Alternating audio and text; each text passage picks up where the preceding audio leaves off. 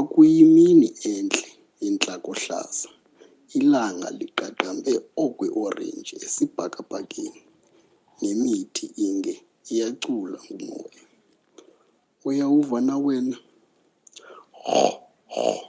Walilisela uNomyayi emasebeni.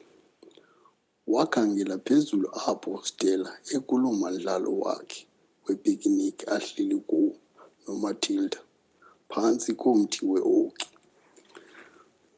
Kungcono sipakishe ngoku, utshilo uStella kuMatilda, esonga kwa oko ingubo yepikiniki kwaye ebuyisela ibhotile yakhe yesiselo engubozini. Ndiyazi ukuba yimpelaveki, kodwa namhlanje lusuku lokusebenza kwaye kuninzi okufuneka ndikwenzile. Wayesebeza loo magama efunqula idlakadlakada lakhe lonodoli. uMatilda wamfaka phantsi kwekhwapha. Namhlanje kufuneka ndifune uThixo kwaye andazi ngubani na ongandinceda ukuba ndimkhangele. Nomzana Nomyayi embiza. Uyazi na apho ndinokufumana khona uThixo?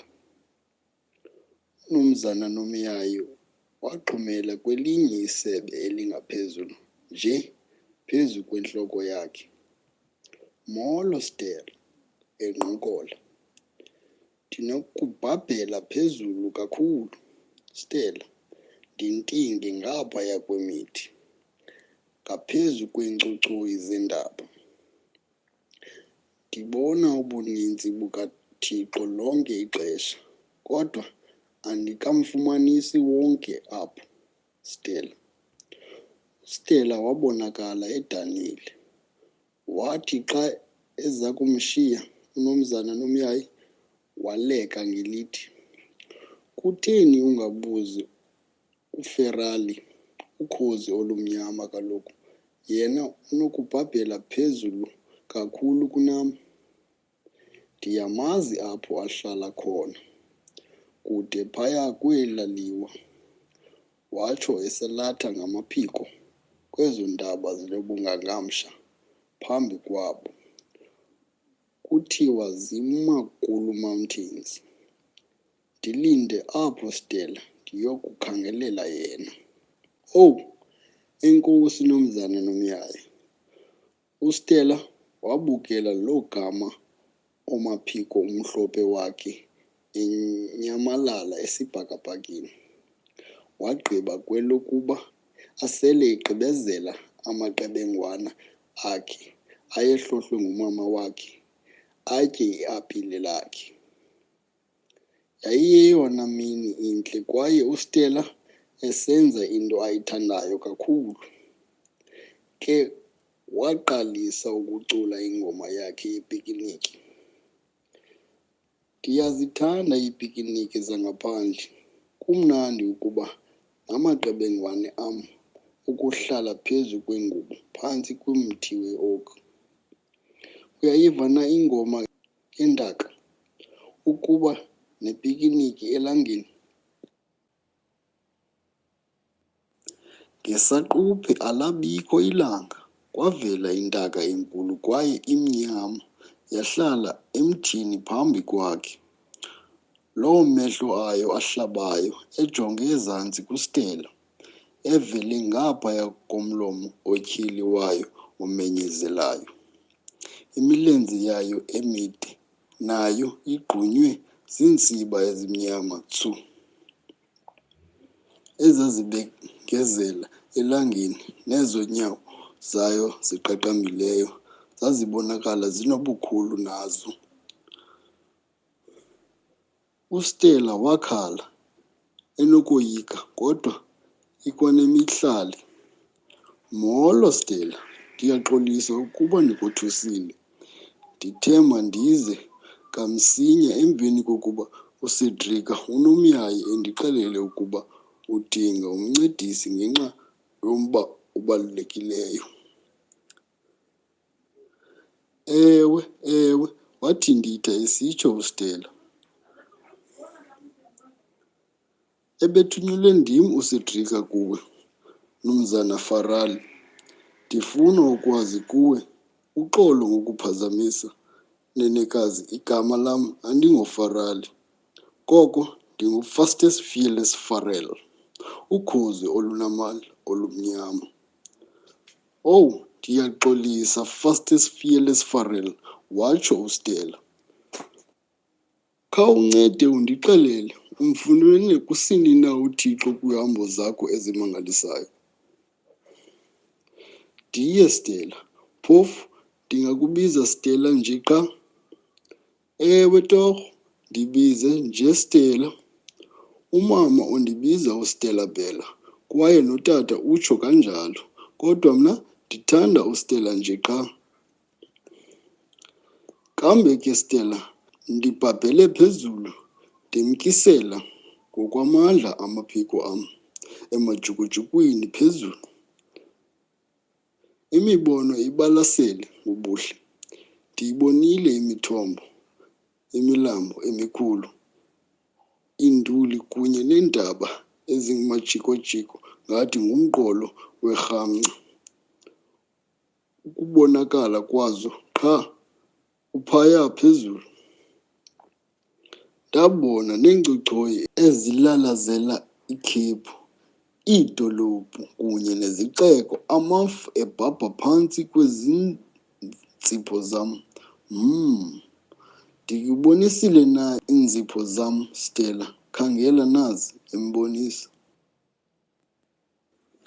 UStella wazijonga emangalisekile uhlobo ezibambelele ngalo esebeni, ezo nyawo zaloo zityheli kunye naloo mazipho made ziqaqambile. Wawaphakamisa amehlo uStella ukuze alujonge entloko. Lo gama umoya wawuvuthuza iintsiba zakhe de zathi jike ebusweni, wange uthwele isitshaba. Makube luhlobo olukholisekileyo ngenene olu. Yaba yingcinga kaStella leyo. Oh, ukanti ndiwabonile namafu emvula kunye nalawo wekhephu. Waqhubeka wathi, namafu abambe umbane kanye njengetyesi yobuyokoyoko ibengezela elangeni. Kuninzi kambe endikubonileyo, Stella Bella, Xebe. Ndibone okuninzi kukaThixo, Stella, kodwa khange ndimfumane wonke ezimele kwindawo ethile kwisibhakabhaka esiluhlaza. Kuloo mazwi bawa ubuso bukaStella kwaye waya kuhlala phantsi phezu kwengubo yakhe, ebonakala lusizi. Musa ukuxhalaba, Mnumzana Farali. Ndiyazi ukuba ndiza kumfumana kwindawo yimbi. Enkosi ngokuzikhathaza kwakho. Akube entingile kwaye esika umoya ngezo zixwexwe zamaphiko. Asala amasebe namagqabi esitsho ngentsholo ezantsi kwakhe. uStella wambukela enyamalala esibhakabhakeni. Wamva ekhwaza esithi, ndiyazi ukuba uza kumfumana, Stella. Loo ndlela ihanjwa ngeenyawo phambi koStella yayimkhokelela ukungena kwimithi emide yompapriri. Leyo yayisitsho ngamagqabi atyheli asekwindla, erhwatshaza emoyeni. uStella wayegcobe kunene, waqalisa ukubaleka. uMatilda emfake phantsi kwengalo apho wayemana ukugeqezisa intloko lonke ixesha ethatha umtsi. Uyaweva na wena amaza, Matilda? Wabuza uStella. Zange kube kudala loo ndlelana iqhelekileyo yamfikisa kwindawo enesanti emhlophe kwaye ithambile. Wazikhulula izihlangu uMatilda ezaziminxisele phantsi kwekhwapha. wafumana elo litye alithandayo liqulethe amanzi. Kwa oko wazifaka iinyawo zakhe kuwo. Iintaka zolwandle amangabangaba zazibhabhela phezu kweentloko zabo, zikhalela phezulu. Kucaca ukuba nazo ziwonwabele umzuzu lowo zikunye naye uStella. Ngokunyonyobayo kwavela unonkala omkhulu, uchokozwe ngamabala amdaka kunye naorenji, erhubuluza ukuphuma phantsi kwelitye kanye phambi kwakhe. uStella wamangala ukumbona ebambelele ngamacala phezu kwawo onke amatye, futhi eyenza loo nto ngokulula nje. "Undijamele ntoni?" wabuza. "Tyhini, ndiyavuya kanti ungunonkala othethayo," watsho uStella. "Bendisonwabele ubuchule bakho bokuqabela ematyeni ngesantya kunye nokungena kwakho emanzini. Ukhawulezile. Ndikhangela ukufumana wonke uThixo, Mnumzana Nonkala. Mhlawumbi uzimele kwindawo ethile phaya elwandle. Ukhe wambona na?" ubuzile uStella. "Tyhini bafondini," ukhuzile unonkala. "Uyintombazana apha enesibindi. Awoyiki na ukubona uThixo?" "Hayi, Mnumzana Nonkala. Ungandibiza Caleb," uphazamise watsho unonkala. "Caleb, andoyiki konke konke. Unamandla, unobulumko kwaye uyamangalisa, kodwa andizange nje ndamoyika. Uya kuthini na ukuba wenze into ebe kungemelwe uyenzile? Ngokuqinisekileyo kufuneka umoyiki." Wathobisa intloko yakhe uStella ukuyisondeza kufuphi nelitye elo uCaleb kwakucaca ukuba umandelwe kulo. "Andizange ndamoyika," wayibethelela loo nto kwakhona uStella. "Uyiqaphele na into yokuba ndinamehlo amana ukuphuhluka emacaleni entloko yam, kwaye ndinako ukujonga phambi kwam kunye nasemveni kwam ngaxesha linye?" wabuza unonkala esondela kufuphi kuye ukumqhayisela ngobukrelekrele bakhe. "Kambe ke, Stella, unesibindi. Ngeba ndimbonile wonke uThixo ukuba ebezimele kuyo nayiphi na indawo eselwandle. Ngelishwa ke, ntokazi, kuya kufuneka umkhangele kwenye indawo, kwaye ndiyathemba ukuba unjengokuba umcinga ukulunga kwakhe," uqhube watsho. Kuthe kusenjalo, kwavela ingabangaba elikhulu kwaye lilihle lahlala elityeni ecaleni koStella. Lo gama yena uCaleb agqotsayo ukuya kungena emanzini ngenxa yoloyiko. Kodwa lona ingabangaba lalingenamandla kaCaleb, futhi lingajonge kudla kwalo kuye. Lalisemsebenzini lithunyelwe nguCedrika unomyayi. "UCedrika nguye ondithumeleyo wethu Stella. Uthanda kakhulu ukwazi kwaye ufuna ukwazi ukuba ngaba sele umfumaneni wonke kusini na uThixo. Owu, enkosi, unovelwano ke khona.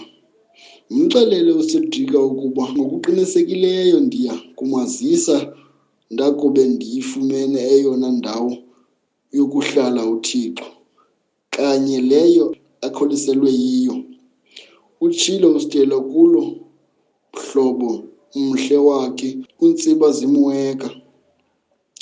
Usali ingabangaba elo waqwalasela uStella, iinyawo zakhe zilenga kwelo chibi liselityeni kwaye nobuso bakhe bungabonakali ngenxa yomnqwazi owawutsalekile, ukuveza nje ezo zidlele zakhe zibomvu zitumtum.